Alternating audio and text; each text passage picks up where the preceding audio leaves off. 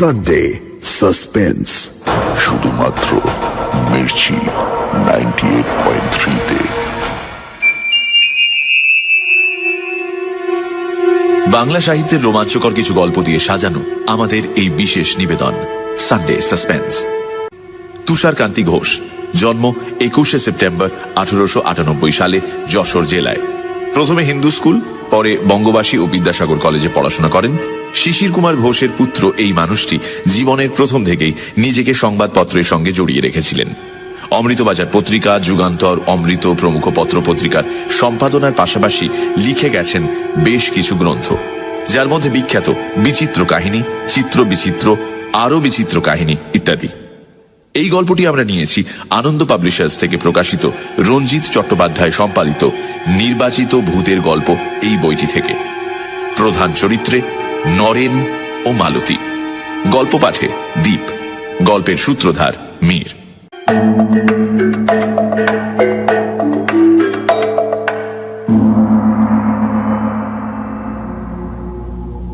সে আজ অনেক কালের কথা।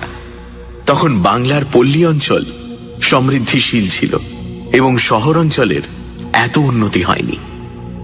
তখন লোকের অভাব অভিযোগ কম ছিল, কারণ জিনিসপত্র ছিল খুব সস্তা।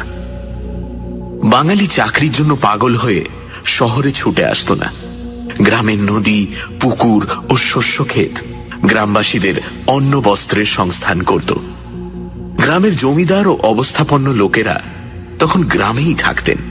পরিবার সকল একান্নবর্তী ছিল এবং পুরুষেরা কেউ কেউ রোজগারের জন্য বিদেশে গেলেও বাকি সকলে গ্রামেই থাকতেন।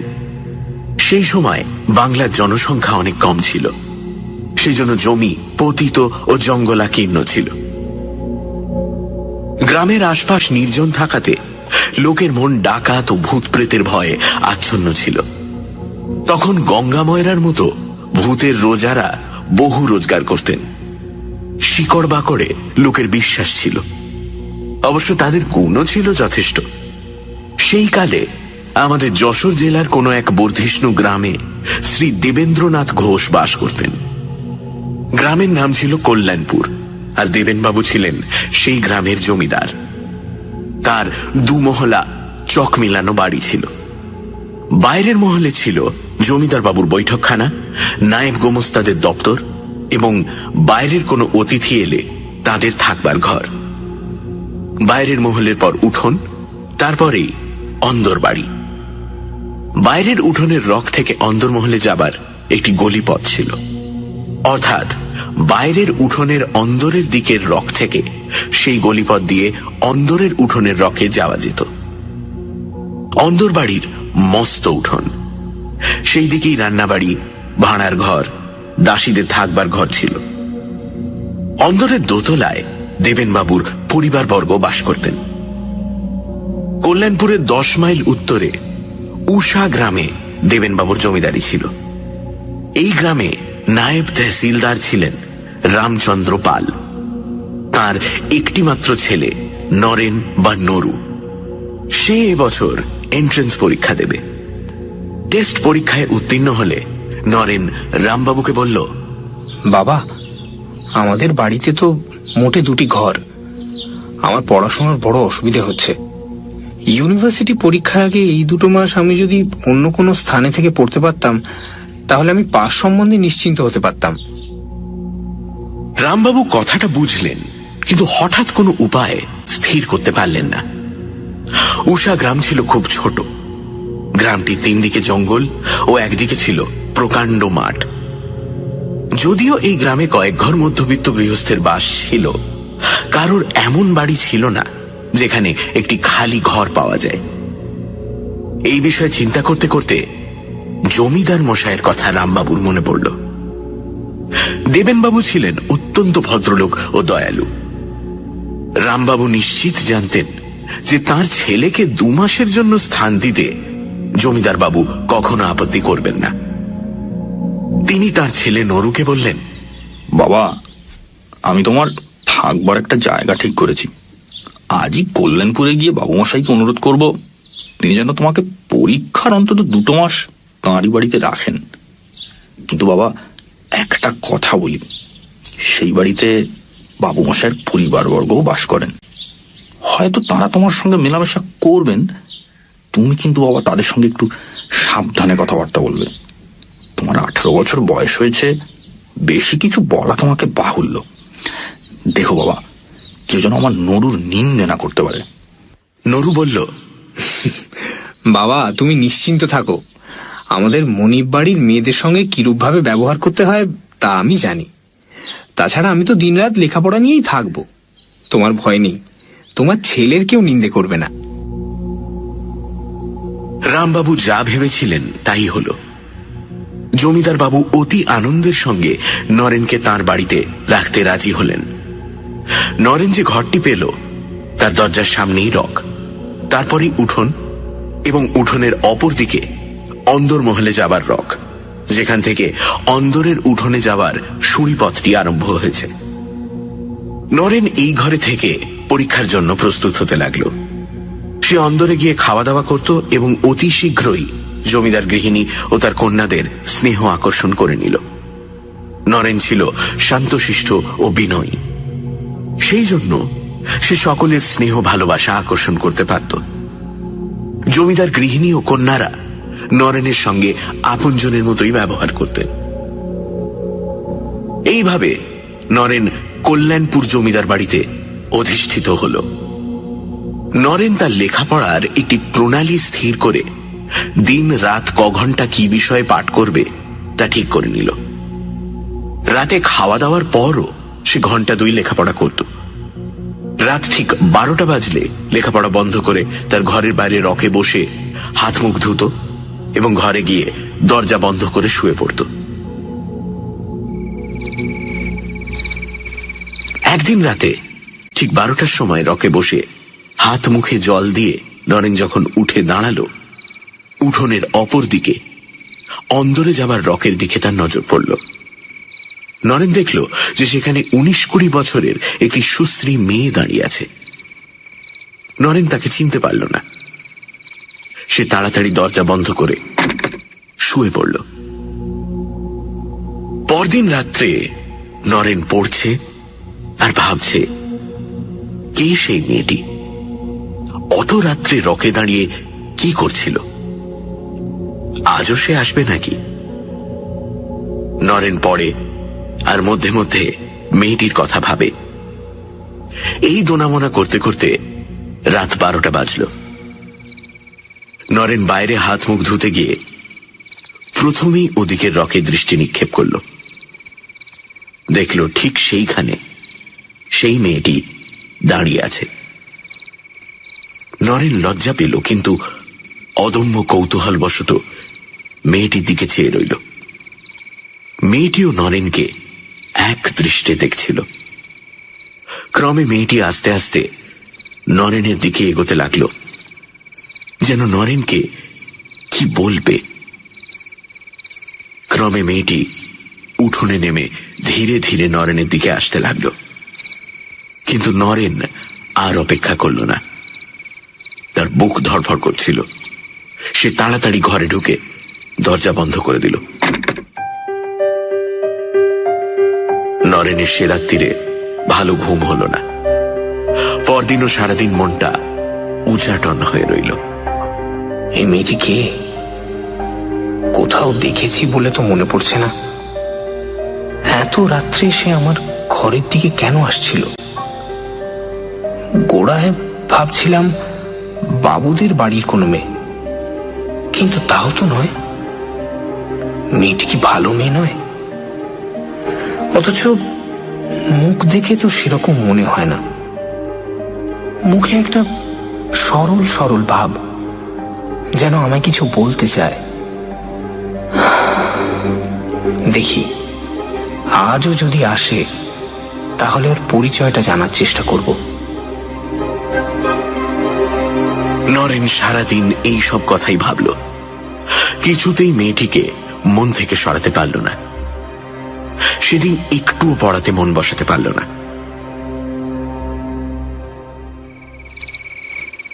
রাত 12টা। নরেন ঘরের বাইরে গিয়ে দেখল মেয়েটি আজ রক থেকে নেমে উঠোনের মধ্যে দাঁড়িয়ে আছে। নরেনকে দেখেই মেয়েটি তার কাছে অগ্রসর হয়ে এলো। আজ আর নরেন তাকে ফেরাতে পারল না। মেয়েটি নরেনকে অতি মিষ্টি স্বরে জিজ্ঞেস করল, তোমাকে আমার বড় ভালো লেগেছে, তাই একটু গল্প করতে এলাম। চলো তোমার ঘরে গিয়ে বসি। মেয়েটির চোখে কি ছিল জানি না, নরেন যেন মন্ত্রমুগ্ধ কিংবা মোহগ্রস্তের মতো হয়ে গেল। কেমন এক অবর্ণনীয় ভাব অনুভব করল। সেটা আনন্দ, ভয়, মোহ না সুখ? নরেনের মন এবং দেহ দুই যেন সবশে রইল না।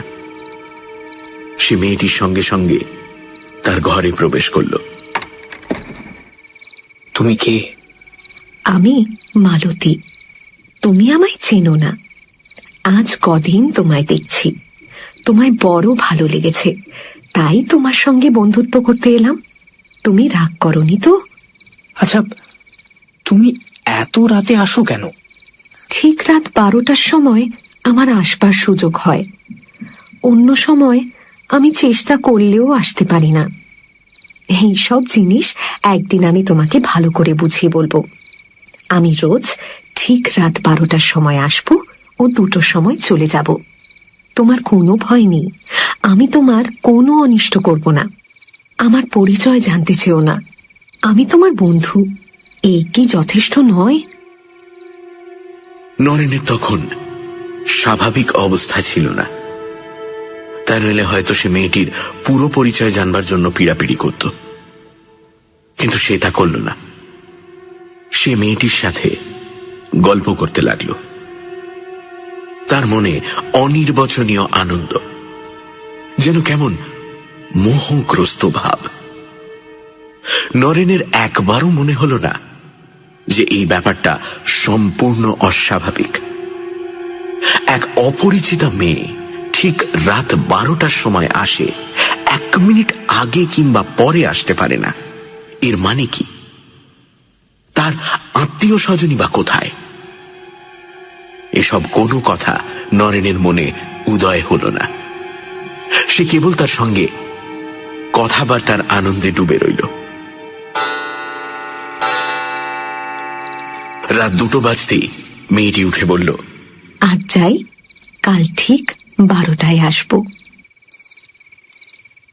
বলে মেয়েটি ঘরের বাইরে চলে গেল। নরেন প্রায় সঙ্গে সঙ্গে বাইরে গিয়ে আর মেয়েটিকে দেখতে পেল না। সারা উঠোন খাঁ খাঁ করছে, আর রকে কোনো জনমনীষী নেই।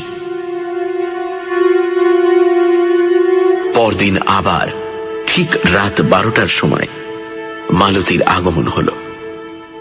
পড়া সেরে ঘরের বাইরে যেতেই দরজার কাছে মালতীকে সে দেখতে পেল। তারপর দুজনে ঘরের ভিতরে এসে গল্পগুজব আরম্ভ করল। এইভাবেই দিন কাটছে। নরেনের লেখাপড়া চুল হয়ে গেছে। নরেন সর্বক্ষণ মেয়েটির কথা ভাবে, এমনই তার আকর্ষণ।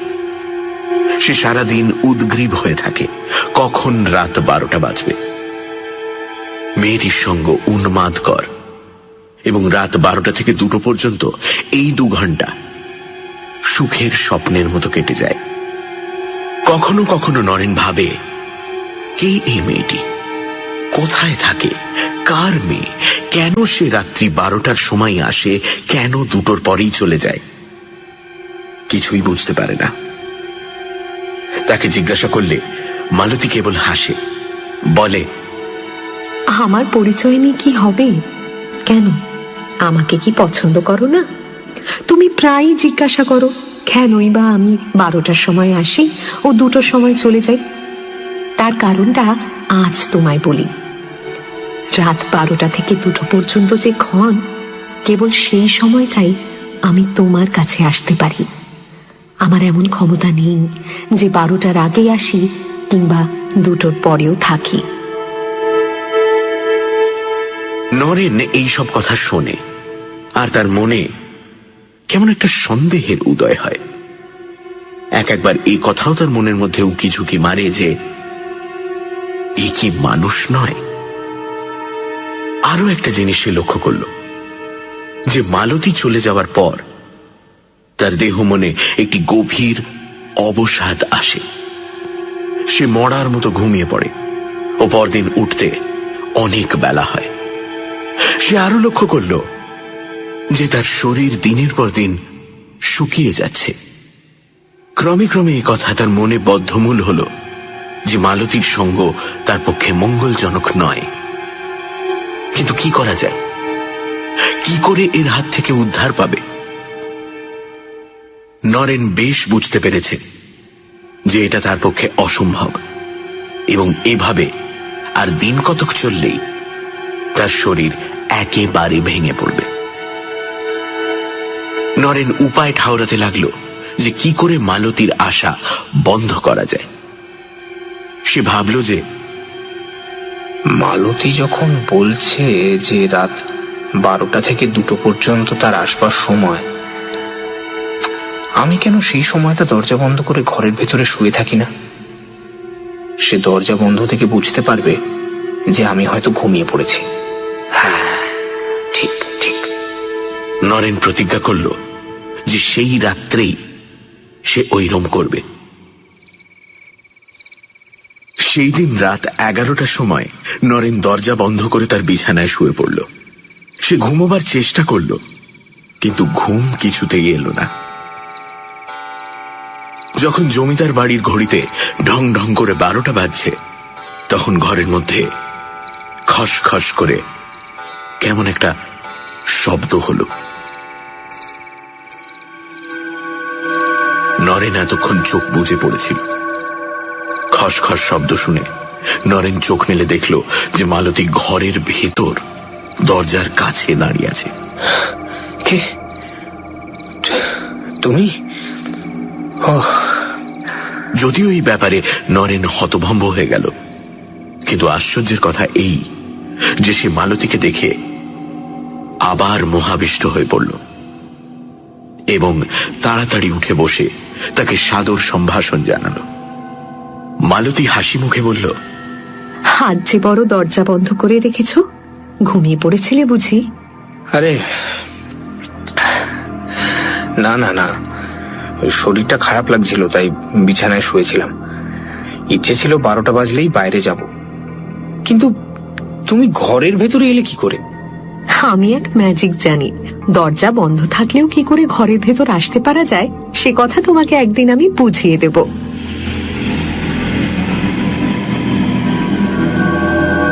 সে রাত্রে মালতী চলে গেলে নরেন এক মুহূর্তও ঘুমোতে পারল না। সে কেবলই ভাবে যে মালতী কি করে ঘরের দরজা বন্ধ থাকা সত্ত্বেও ভেতরে আসতে পারল, যেটা এতদিন তার মনে উকি ঝুঁকি মারছিল। এখন সেই ধারণা বদ্ধমূল হল। মালতী যে মানুষ নয়, কোনো মৃত স্ত্রীলোক, এই ধারণা তার মনের ওপর চেপে বসল। কিন্তু আত্মা তো অশরীরী, সে দেহ ধারণ করে কি করে? ক্রমে নরেনের মনে পড়ল যে মালতী বারবার বলেছে কেবল রাত 12টা থেকে 2টো পর্যন্ত সে নরেনের কাছে আসতে পারে। নরেন ভাবল হয়তো কেবল এই সময়টুকুর জন্যই সে স্থূল দেহ ধারণ করতে পারে। নরেনের এই সম্বন্ধে কোনো জ্ঞান ছিল না এবং কোনো স্থির সিদ্ধান্তে উপনীত হতে সে পারল না। তবে এটা সে স্থির বুঝল যে এইভাবে আর কিছুদিন চললে, পাশ করা দূরে থাকুক, তার প্রাণ সংশয় হবে। সানডে সাসপেন্স, শুধুমাত্র মির্চি 98.3-তে। গল্পের পরবর্তী অংশ ব্রেকের পর।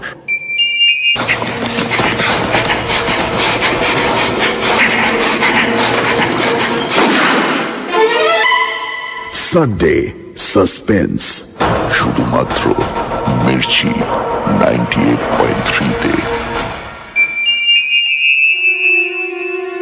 শুনছেন তুষারকান্তি ঘোষের প্রেতে ও মানুষে। পড়াশোনার সুবিধের জন্য জমিদার বাড়িতে কিছুদিন থাকার ব্যবস্থা হয় নরেনের। সেখানেই এক রাতে মালতী নামক একটি অল্প বয়সী মেয়ের সাথে পরিচয় হয় তার। নরেন হাজার চেষ্টা করেও তাকে তাড়াতে পারে না। প্রতিদিন রাত 12টার সময় তার ঘরে আসতেই থাকে। প্রতিদিন রাত 12টার সময় তার ঘরে আসতেই থাকে মালতী। তারপর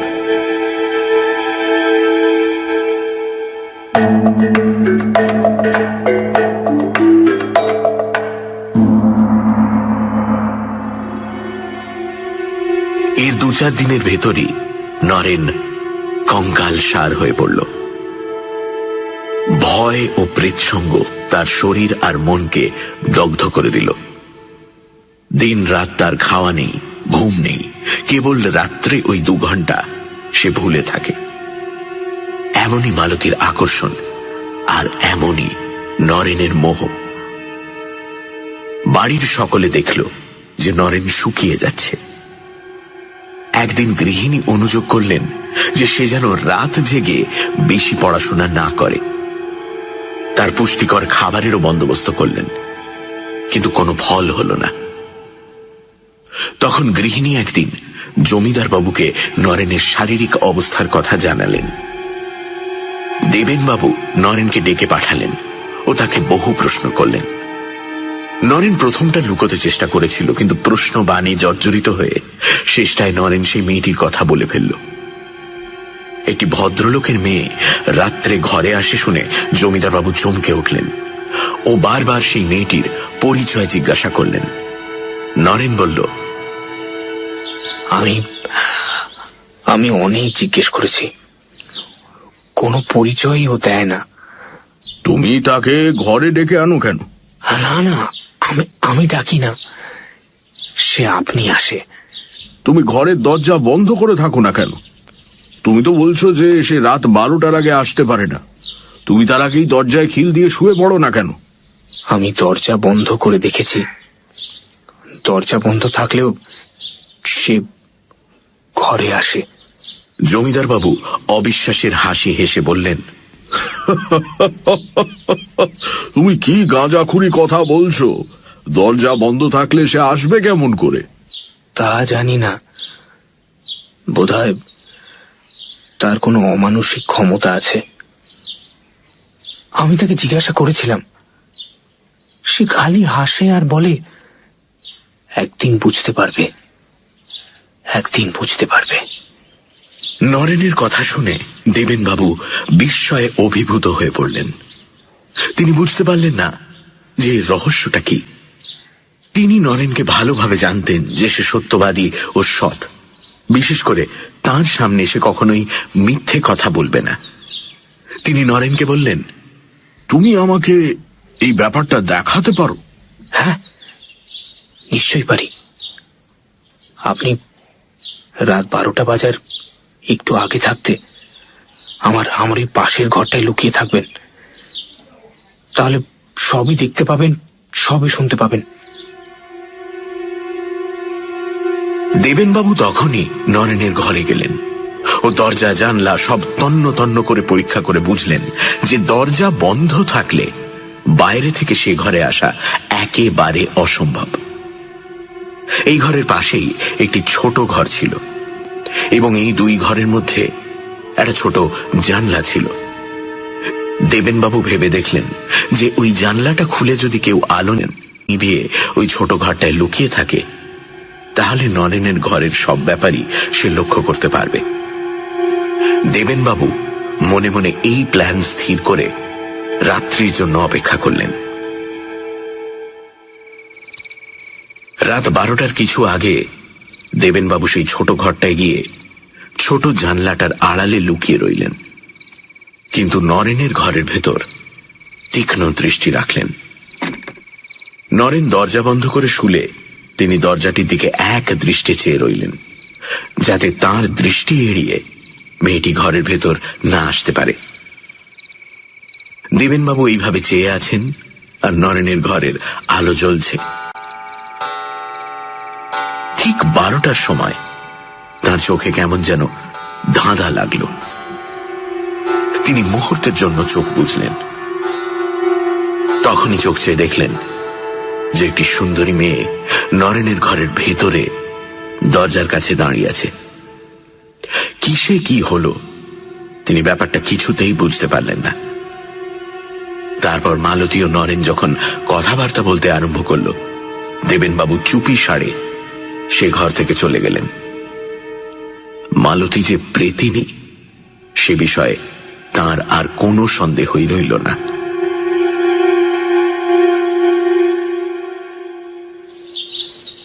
পরদিন সকালেই দেবেনবাবু নরেনের বাবাকে এক জরুরি পত্র লিখে ঘোড়সওয়ার দিয়ে উষা গ্রামে পাঠিয়ে দিলেন। সে পত্রে তিনি লিখলেন, তুমি এখনই এসে নরুকে তোমার গ্রামে ফিরিয়ে নিয়ে যাও, নইলে তার প্রাণ সংশয়। আর নরেনকেও ডেকে বললেন যে তার বাপকে আনতে লোক গিয়েছে, তিনি এলেই যেন তার সঙ্গে নরেন গ্রামে ফিরে যায়। নরেন খুব রাজি, কারণ রাত্রের ওই 2 ঘন্টা ছাড়া নরেন সবসে সাধারণ মানুষের মতোই থাকে। সে বুঝল এর হাত থেকে বাঁচতে গেলে তার পলায়নেই মঙ্গল। সেই দিনই নরেনের বাবা এলেন। নরেনের শরীরের অবস্থা দেখে এবং সব কথা শুনে ভয়ে দুঃখে তিনি পাগলের মতো হয়ে পড়লেন। তিনি কাঁদতে কাঁদতে জমিদার বাবুকে বললেন যে তিনি সেই দিনই নরুকে নিয়ে যাচ্ছেন। দেবেনবাবু বললেন, শুধু নিয়ে গেলে হবে না, একজন ভালো ওঝাকে দিয়ে নরুকে দেখাও। ওকে পেতনিটা যেভাবে পেয়েছে তাতে ছাড়ানো সহজ নয়। রামবাবু বললেন যে তিনি তাই করবেন। সেই দিনই তারা উষা গ্রামে ফিরে গেলেন। নরেনের মা সব কথা শুনে কেঁদে সারা। তিনি বললেন, পরীক্ষা মাথায় থাকুক, ছেলের প্রাণ বাঁচানোটা তো আগে দরকার। নরেনও এত দূর চলে এসে আর বাবা মাকে নিকটে পেয়ে মনে অনেকটা বল পেল। সে ভাবল প্রেতিনীটাকে আর এত দূরে আসতে হবে না। সে সকাল সকাল খেয়ে দিয়ে তার ঘরে শুতে গেল, কিন্তু ঘুম আর আসে না। ক্রমেই রাত হচ্ছে, আর নরেন ভাবছে সে কি এখানেও আসবে নাকি। এইভাবে রাত 12টা বাজল, আর সঙ্গে সঙ্গে নরেন দেখল যে মালতী ঘরের ভেতরে দাঁড়িয়ে আছে। নরেন ভয় পেল, কিন্তু সেই অদম্য মোহ। সে উঠে মালতীকে সম্ভাষণ করল। মালতী, তুমি যে এখানে চলে এলে, তুমি কি ভাবছো? আমি ভাবছি তুমি এখানে এলে কি করে। আমার শরীরটা খারাপ হয়েছে বলে বাবা আমাকে নিয়ে এসেছেন। তুমি সত্যি বলছো? তোমাকে আমার কাছ থেকে ছাড়াবার চেষ্টা হচ্ছে না তো? সে কিন্তু কেউ পারবে না, তা যত চেষ্টাই না করো। তুমি কি এতদিনেও বুঝতে পারোনি যে আমি কে? তোমাকে আমার খুব ভালো লাগে, আমি কখনো তোমার অনিষ্ট করব না। কিন্তু তুমি যেখানে যাবে আমিও যাব। তুমি যত দিন বেঁচে থাকবে এইভাবে আমি আসব। তোমার মৃত্যুর পর আমরা চিরকাল একসঙ্গে থাকব। মালতীর কথা শুনে নরেনের বুক কেঁপে উঠল। যদিও সে আগেই বুঝেছিল যে মালতী মানুষ নয়, কিন্তু এমন খোলাখুলি ভাবে সে কথা এর আগে কোনোদিন হয়নি। যখন মালতী বলল, কেউ তোমাকে আমার কাছ থেকে ছাড়াতে পারবে না, তখন ভয়ে নরেনের সর্বাঙ্গ শিথিল হয়ে এলো। সে যদিও অন্য দিনের মতো হাসি খুশির ভান করল, কিন্তু ক্ষণে ক্ষণে তার মুখ শুকিয়ে উঠতে লাগলো।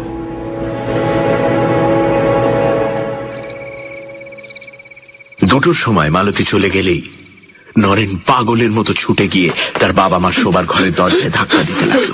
বাবা, বাবা, বাবা, বাবা, দরজা খোলো বাবা, বাবা, ওকে মেরে ফেলবে বাবা, ওকে মেরে ফেলবে বাবা, বাবা, দরজা খোলো বাবা, বাবা, বাবা, বাবা, ওকে মেরে ফেলবে। তারা তাড়াতাড়ি দরজা খুলে বেরিয়ে এসে সব কথা শুনলেন ও হাহাকার করে কাঁদতে লাগলেন। বাবু, কি বলছিস তুই বাবা? বাবা আমার- এসব কথা আমার বলিস না। নরু, কি হয়েছে বাবু? সে রাত্রে আর কেউ ঘুমোতে গেল না। পরদিন সকালেই রামবাবু প্রতিবেশীদের ডেকে এনে সব কথা বললেন। তারা বললেন যত শীঘ্র পারা যায় একজন ভালো ওঝাকে ডাকা হোক, আর যতদিন না ওঝা আসে ততদিন নরু তার বাবা মার মধ্যিখানে শোবে। একজন এই সংবাদ দিলেন যে 7 ক্রোশ দূরে একজন সত্যিকারের ভালো ওঝা থাকে, তার ভূতপ্রেত সম্বন্ধে গভীর জ্ঞান, আর সে অনেক দরকারি শেকড় বাকড়েরও সন্ধান রাখে। সেই জন্যই সেই দিনই সেই ওঝাকে আনতে লোক পাঠানো হলো, আর তাকে বলে দেওয়া হলো যাতে তার পরদিনই সে ওঝাকে নিয়ে আসে। ওঝা যা চাইবে তাকে তাই দেওয়া হবে, এই কথাও তাকে বলে দেওয়া হলো। সেদিন রাত্রে নরেন বাবা মার সঙ্গে এক ঘরে শুল। দুপাশে বাবা মা, আর নরেন শুয়েছে মাঝখানে একই বিছানায়। তিনজনেই জেগে আছেন। আতঙ্কে ও দুশ্চিন্তায় কেউ ঘুমোতে পারছেন না। এইভাবে রাত 12টা বাজল। নরেন চোখ বুজে শুয়েছিল। হঠাৎ নরেন অনুভব করল কে যেন তাকে ঠেলছে। নরেন চমকে চোখ মেলে দেখল মালতী তার মাথার কাছে বসে আছে। নরেন চুপি চুপি বলল, মালতী, তুমি কি করছো? হ্যাঁ, বাবা মা জানতে পারবেন যে? মালতী, তোমার সে ভয় নেই, ওরা কিচ্ছু জানতে পারবে না। নরেন উঠে দেখল যে তার বাবা মা মরার মতো পড়ে আছেন। তারা তখন পাশের ঘরে গেল। এই কথা বলাই বাহুল্য যে মালতী রামবাবু ও তার স্ত্রীকে অজ্ঞান করে রেখেছিল। পরদিন সব কথা শুনে নরেনের বাবা মা পাগলের মতো বুক চাপড়াতে লাগলেন। নরেনও বুঝল যে আর তার নিস্তার নেই। আতঙ্কে ও দুশ্চিন্তায় তার শরীরের আর কিছু নেই। দেহ কঙ্কালসার, সব সময় বুক ধড়ফড় করে, মাথা ঘোরে। Downloaded from bengali mp3download.in. Keep visiting us for various audio stories. Thank you.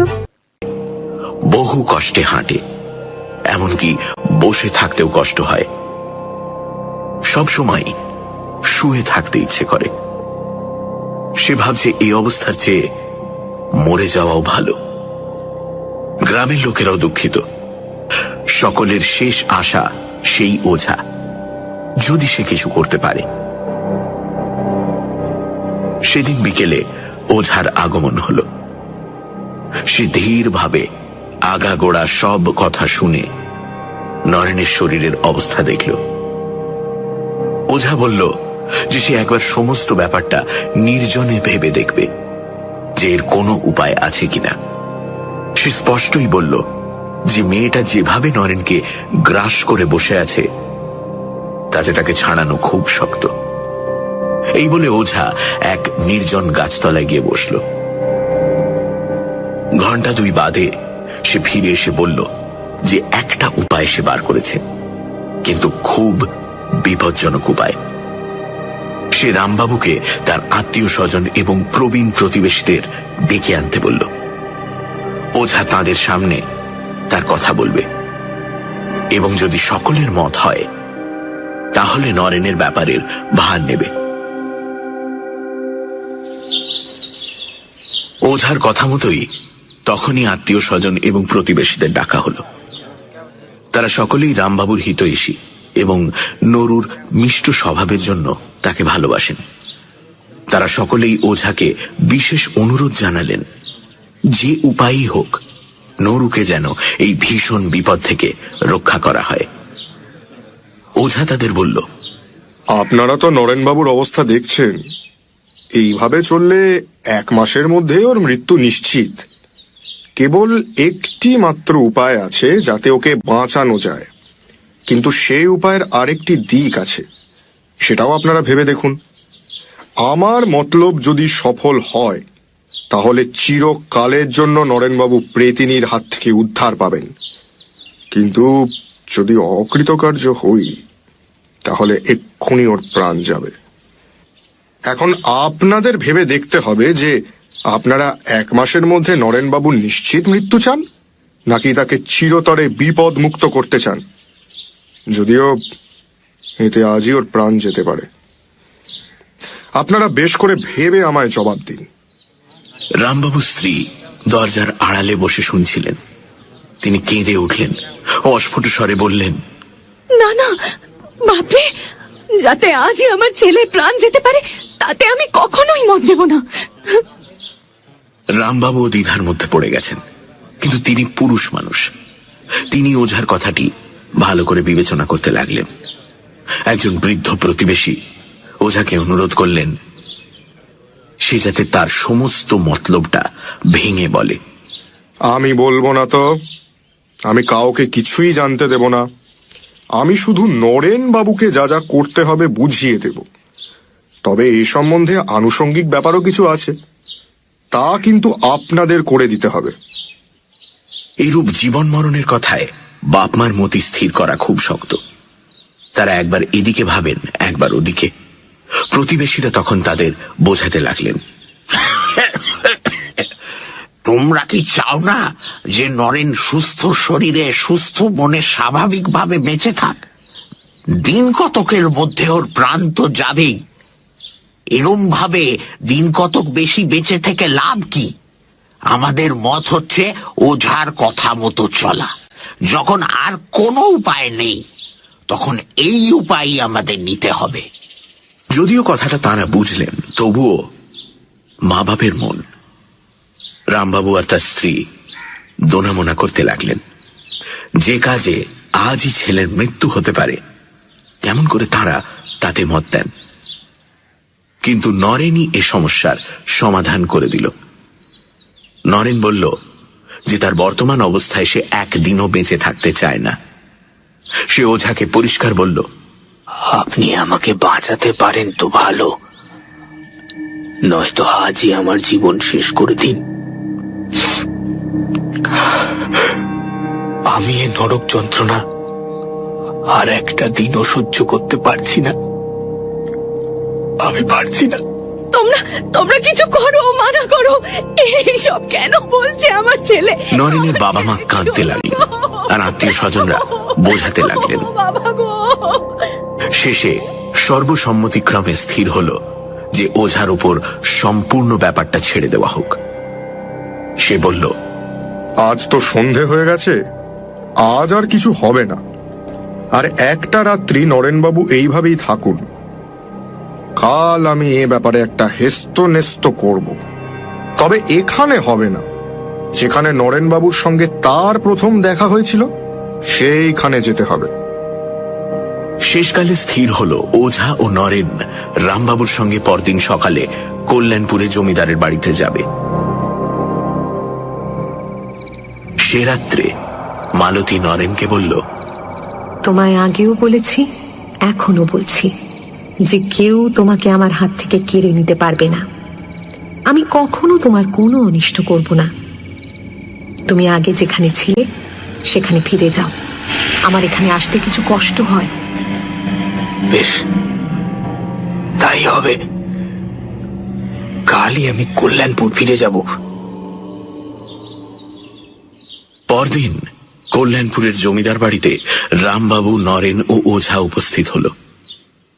ওঝা দেবেনবাবুকে বিষয়টা বুঝিয়ে দিল এবং বলল, আপনাকে কিছু সাহায্য করতে হবে আমার। দেবেনবাবু খুব আগ্রহের সঙ্গে সব কথা শুনলেন আর বললেন, তুমি যা চাও করব। নরু আমার ছেলের মতো। তাছাড়া মনুষ্যত্বের দিক দিয়েও এই পৈশাচিক ব্যাপারে যাতে অবসান হয় তাতে আমি সর্বপ্রকার সাহায্য করতে বাধ্য। না না, আপনাকে বেশি কিছু করতে হবে না। আপনি শুধু নরেনের ঘরটি খুব ভালো করে সাজিয়ে দিন। ঘরটি ঝেড়ে মুছে তক্তপোষ সরিয়ে সেখানে একটি খাট পেতে দিন। আর ঘরটি আর বিছানাটি নানা রকম ফুল ও মালায় সজ্জিত করুন তো। সব বন্দোবস্ত কিন্তু সন্ধ্যের মধ্যেই শেষ করতে হবে। এতে আর কষ্ট কি, সন্ধ্যের মধ্যেই এই বন্দোবস্ত হয়ে যাবে। রাত 10টার সময় ওঝা নরেনকে নিয়ে সেই ঘরে ঢুকে দরজা বন্ধ করে দিল। সেখানে ওঝা নরেনকে তার মতলবটা ভেঙে বলল আর খুব ভালো করে নরেনকে বুঝিয়ে দিল তাকে কি করতে হবে আর কি বলতে হবে। শেষকালে ওঝা বলল, নরেনবাবু, আপনার জীবন এখন আপনার হাতে। ভূতনাথ মহাদেবের কাছে প্রার্থনা করি যে তিনি আপনার বুকে বল দিন। রাত্রি 12টার কিছু আগে ওঝা ঘর থেকে বেরিয়ে গেল। ঠিক রাত 12টায় মালতীর আগমন হল। নরেন খুব আগ্রহের সঙ্গে তাকে আহ্বান করল এবং সাজানো খাটে বসতে বলল। আজ এ কি ব্যাপার? এমন খাট, এত ফুলের মালা, এ কার জন্য? কেন? তোমার জন্য। আর তার পুরস্কারও তো পেলাম। এর আগে তো কখনো তুমি দুবার আসনি। দুবার মানে? আমি আবার কখন এলাম? সে কি, তুমি এর মধ্যে ভুলে গেলে? তুমি রাত 10:30টার সময় এলে আর বললে যে তুমি ফুল নিয়ে সাজানো ঘর দেখে আজ আগেই এসেছো। আমার সঙ্গে ফুল নিয়ে, মালা নিয়ে কত কাড়াকাড়ি করলে।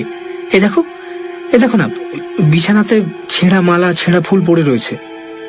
এই তো 15 মিনিট হলো তুমি গেছো, এর মধ্যে সব ভুলে গেলে? ভুলে গেছো না আমার সঙ্গে তামাশা করছো? হ্যাঁ। নরেনের কথা শুনতে শুনতে মালতীর হাসি মিলিয়ে গেল। মুখ হলো অসম্ভব গম্ভীর আর চোখ দিয়ে আগুন বেরোতে লাগলো। তুমি আমার সঙ্গে ছলনা করছো না তো? আমার গা ছুঁয়ে বলো তো, আমি আজ রাত্রিবেলা আগেও এসেছি কিনা? নরেন তখনই তাই করল। মালতী আর কোনো কথা না বলে এক মনে ভাবতে লাগলো। মালতীর মুখের সৌন্দর্য গেছে মিলিয়ে, মুখ রাগে কালো হয়ে গেছে আর থমথম করছে। কিছুক্ষণ পরে মালতী নরেনকে বলল যে এর আগে সে আসেনি, আর কেউ তার মতো সেজে এসেছিল। নরেন যেন কত দুঃখ আর ভয় পেয়েছে, এইভাবে বলল, মালতী, যদি তাই হয়ে থাকে তবে তুমি তার হাত থেকে আমাকে বাঁচাও। আমাকে বাঁচাও মালতী। আমার তোমাকেই ভালো লাগে আর তোমারই বন্ধুত্ব আমার চাই। যদি আর কেউ এভাবে আসে তাহলে আমি আর বাঁচবো না মালতী। যে করে হোক তুমি আমাকে এই ঘোর বিপদ থেকে বাঁচাও মালতী। মালতী, আমাকে বাঁচাও মালতী। মালতী কিছুক্ষণ গভীরভাবে চিন্তা করে বলল, এর একটা উপায় আছে, কিন্তু তা কি তুমি পারবে? আমাকে সম্পূর্ণ বিশ্বাস করতে পারবে কি? আমি কে তা তো তুমি জানো। এই গভীর রাতে আমার সঙ্গে এক জায়গায় যেতে পারো? নরেন বুঝল যে এতক্ষণে তার জীবনের সবচেয়ে সংকটময় মুহূর্ত উপস্থিত হয়েছে। তার হাত পা ঠান্ডা হয়ে গেল এবং বুকের মধ্যে কেমন করতে লাগলো। সে কষ্টে হেসে বলল, তোমার সঙ্গে যাবো তাতে ভয়টা কি? কিন্তু তুমি কি করতে চাও সেটা আমাকে বুঝিয়ে বলো। এখান থেকে 2 মাইল দূরে উত্তর দিকে যে জঙ্গলটা আছে সেখানে তোমায় নিয়ে যাব। সেখানে এক জায়গায় এক রকমের লতাকে শিশা আছে। সেই লতার শিকড় তোমাকে আনতে হবে। তা তুমি নিজেই নিয়ে এসো না। তুমি তো সব জায়গায় যেতে পারো। বাইরে কি প্রচন্ড মেঘ করেছে দেখেছো? আর তুমি তো জানো আমার হাঁটতে বেশ কষ্ট হয়। আমি যদি আনতে পারতুম তাহলে কি তোমাকে কষ্ট দিই? আমি সে লতা গাছের কাছেও যেতে পারি না। তোমাকে সে শিকড় আনতেই হবে। সেই শিকড় দিন রাত তোমার হাতে বেঁধে রাখতে হবে। ঠিক রাত 12টার সময় সেই শিকড় খুলে অন্য ঘরে তফাত করে রেখে আসবে। আর রাত 2টোর সময় আমি চলে গেলে আবার পড়ে থাকবে। কেউ আর তোমার কাছে আসতে পারবে না। নরেন আর কিছু বলল না এবং তারা দুজন ঘর থেকে উঠোনে নামল। ক্রমে উঠোনের বাইরে এসে গ্রামের উত্তর দিকে যেতে লাগলো। আকাশ গভীর মেঘাচ্ছন্ন, মধ্যে মধ্যে বিদ্যুৎ চমকাচ্ছে। পল্লী পথ জনহীন। নরেনের সঙ্গী কেবল মালতী। সে মানুষ নয়, নরেন জানে। শুধু তাই নয়, নরেন দুর্বল বলে মালতী তার হাতও ধরে আছে। মালতী তাকে বলল, এখন তুমি বেশি পরিশ্রম করো না, তুমি আমার কাঁধে ভর দিয়ে চলো। মনে রেখো, আসবার সময় আমি তোমার কাছে থাকতে পারবো না, তোমাকে নিজেই আসতে হবে। এইভাবে তারা দুজনে যাচ্ছে। গ্রাম্য পথ ছেড়ে তারা ধান ক্ষেতের দিকে গেল এবং সরু আলের ওপর দিয়ে যেতে লাগলো। গভীর অন্ধকারের মধ্যে মধ্যে বিদ্যুতের আলোতে নরেন পথ দেখতে পাচ্ছে। অন্য সময় সম্পূর্ণ মালতীর ওপর নির্ভর। ক্রমে তারা নদীর ধারে পৌঁছল। সামনেই শ্মশান, যার নাম কালা পেড়ের দেয়ার। কটি তেঁতুল গাছ দৈত্যের মতো দাঁড়িয়ে রয়েছে। নির্জন স্থান। নরেনের বুক সবলে স্পন্দিত হতে লাগলো, কিন্তু ওঝার কথা তখন তার কানে বাজছে। নরেনবাবু, আপনার জীবন আপনার হাতে। ভূতনাথকে স্মরণ করবেন, কোনো ভয় নেই। এইবার জঙ্গল আরম্ভ হলো। এখান থেকে আর পথ নেই। প্রেতিনী যেদিকে নিয়ে যাচ্ছে, মানুষ সেদিকেই যাচ্ছে। একটু পরে ডান দিকে একটা বড় অশ্বত্থ গাছ দেখা গেল। মালতী নরেনকে ছেড়ে দিয়ে বলল, ওই গাছটার ওপারে আগাছার জঙ্গল আছে, সেখানে গোটা কতক লতানো গাছ আছে। তারই একটা শিকড় শুদ্ধ তুলে নিয়ে এসো, তোমাকে একলাই যেতে হবে। প্রেতিনী নির্দেশ মতো নরেন অগ্রসর হয়ে গেল এবং সেখানে কয়েকটি লতানি গাছ দেখতে পেল। মূল শুদ্ধ একটি লতানি গাছ তুলে এনে নরেন পূর্বস্থানে ফিরে এলো, কিন্তু মালতীকে সে স্থানে দেখতে পেল না। সে ভয়ে কম্পিত স্বরে ডাকল, মালতী, মালতী, মালতী! প্রায় 50 হাত দূর থেকে মালতী জবাব দিল, আমি এখানে আছি। এখন তো মেঘ খানিকটা কেটে গেছে এবং অল্প চাঁদের আলো ফুটেছে। আমার সাদা কাপড় তো তুমি দেখতে পাচ্ছ। আমি এগিয়ে যাচ্ছি, তুমি পেছন পেছনে এসো। নরেন দ্রুত পদে মালতীর দিকে এগিয়ে গিয়ে বলল, আগে তুমি শিকড়টা দেখো তো যে ঠিক জিনিসটা এনেছি কিনা। মালতীর সঙ্গে সঙ্গে এগিয়ে যেতে যেতে বলল, হ্যাঁ হ্যাঁ, ঠিক জিনিসই এনেছো, তুমি আমার অত কাছে এসো না। মালতী এগিয়ে যাচ্ছে আর 50 হাত পিছু পিছু নরেন আসছে। আবার সেই নদীর ধার, সেই কালা পেড়ের দেয়ার, সেই ধান ক্ষেত আর সরু আলের রাস্তা। আবছা আলোতে নরেন মালতীকে দেখতে পাচ্ছে। ক্রমে গ্রাম্য পথে এসে পৌঁছল এবং অবশেষে বাড়ি। তুমি শিকড়টা অন্য ঘরে রেখে এসো, এখনো 2টো বাজতে আধ ঘন্টা দেরি আছে। নরেনের ওঝার কথা মনে হলো। পরিত্রাণের উপায় পেলে তা এক মুহূর্তের জন্য ত্যাগ করবে না। তাই নরেন মালতীকে বলল, মালতী, মালতী, আজ আমি বড় ক্লান্ত। এখনই শিকড়, তুমি আজ যাও, কাল আবার এসো। বড় ক্লান্ত। বেশ, তাই হোক। এখনই শিকড়টা হাতে বেঁধে ফেলো, কাল রাত 12টার সময় আবার খুলে রেখো।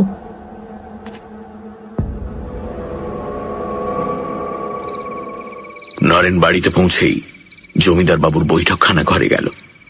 সেখানে ওঝা, দেবেনবাবু ও তার বাবা গভীর দুশ্চিন্তায় আচ্ছন্ন হয়ে বসেছিলেন। নরেনকে দেখতে পেয়ে তারা আনন্দে কলরব করে উঠলেন। ওঝা জিজ্ঞেস করল, ওষুধ পেয়েছেন? কি জিনিস পেলেন একটু দেখি। নরেন শিকড় শুদ্ধ লতাটি ওঝাকে দিল আর মালতী তাকে যা যা বলেছিল তাও বলল। ওঝা বলল, আর ভয় নেই। জয় ভগবান, জয় মহাদেব, জয় ভগবান। সেই রাত্রেই এক বালার ভেতর সেই শিকড় নরেনের বাহুতে মক্ষম করে বেঁধে দেওয়া হলো। সে এমন বজ্র বাঁধন যে নরেন নিজে হাজার চেষ্টা করলেও অন্যের সাহায্য ছাড়া সে বালা খুলতে পারবে না। এই বালা ওঝাই সঙ্গে এনেছিল এবং এর গঠনও একটু বিশেষ রকমের। নরেনকে বালা পরিয়ে দিয়ে ওঝা বলল, এখন দিন কতক রাতে ও কিন্তু রোজ আসবে এবং অনুনয়, বিনয়, এমনকি ভয় প্রদর্শনও করতে পারে। কিন্তু আপনার কোনো ভয় নেই। এই বালাই এখন আপনার ইষ্ট কবচ। সে যাই বলুক আর যাই করুক, আপনি প্রাণ আনতেও এই পালাটা খুলবেন না। ওঝা যা বলেছিল তাই হলো। নরেন পরদিন রাত্রে দরজা বন্ধ করে ঘরে শুয়েছে, আর মালতী ঘরের বাইরে থেকে শিকড়টি খুলে ফেলবার জন্য অনুনয় বিনয় করছে। নরেন, কি হলো? দরজা খুলছো না কেন? শিকড়টা খুলে রাখুনি কেন? নরেন, আমি ভেতরে আসতে দাও। কি হলো? তোমার সঙ্গে তো সব কথা হয়েই গেছিল। তুমি দরজা খুলবে না তো? তুমি আমার কথা শুনবে না তো? আজ আর সে বন্ধ দরজার ভেতর দিয়ে ঘরে আসতে পারল না। নরেন মালতীর কথার কোনো জবাব দিল না। প্রথম 2-3 রাত্রি অনুনয় বিনয় ও তারপর ভয়ে প্রদর্শন। আমার কথা না শুনলে আমি তোমার প্রাণ নেব, কেউ তোমায় বাঁচাতে পারবে না। কিন্তু নরেন নিরুত্তর। এই উপদ্রব 8-10 দিন চলেছিল। কি ভেবেছিস ওই শিকড় পরে তুই আমার থেকে দূরে চলে যাবি? আমি সেটা কোনোদিনও হতে দেব না। তুই আমাকে ফাঁকি দিবি? তুই ওই শিকড় পরে নিজেকে আমার থেকে দূরে সরিয়ে দিবি? আমি এটা কোনোদিনও হতে দেব না। আমি এর আগেও বলেছিলাম, এখনো বলছি, এই শিকড় খুলে ফেল। আমি তোর কোনো অনিষ্ট করব না। করবি না তো? ঠিক আছে, এবার তোর একদিন কি আমার একদিন। আমি তোকে প্রাণে বাঁচতে দেব না। আমি তোকে নিজের থেকে আলাদা হতে দেব না। তারপর মালতী আর আসেনি। নরেন তার বাবার সঙ্গে গ্রামে ফিরে গেল এবং মা বাবার আদরে যত্নে অতি শীঘ্রই তার পূর্ব স্বাস্থ্য ও মনের বল ফিরে পেল। নরেনের আনন্দ, মা বাবার আনন্দ, আত্মীয় স্বজনের আনন্দ, প্রতিবেশীর আনন্দ, জমিদার বাবু ও তার পরিবার বর্গের আনন্দ, আর সবচেয়ে বড় আনন্দ হল ওঝার। শুধু যে সে একটি অমূল্য জীবন রক্ষা করেছে তাই নয়, সকলের কৃতজ্ঞতা ভাজনও হয়েছে। শুধু তাই নয়, জমিদার বাবু তার কোঁচোর টাকায় ভরে দিয়েছিলেন।